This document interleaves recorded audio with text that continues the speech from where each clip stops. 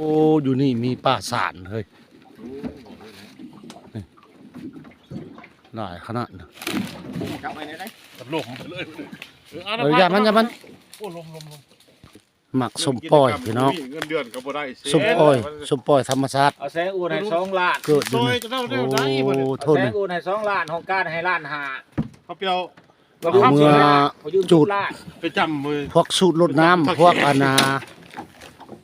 เขายื ให้มันหอมๆเลยเชียร์เคาะบูชาหรือว่าสูตรรดน้ำเลย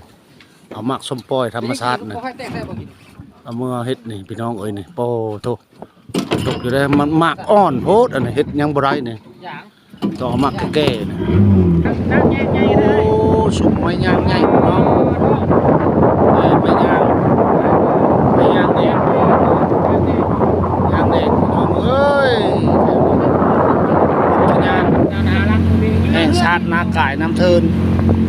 แคมน้ำโซดเลยเนี่ยแถวลาดงัว จะพูดสถานที่กันยังแม่เรา โอ้ยสะอดไหมเฮ้ยนี่ไม่ย่างใหญ่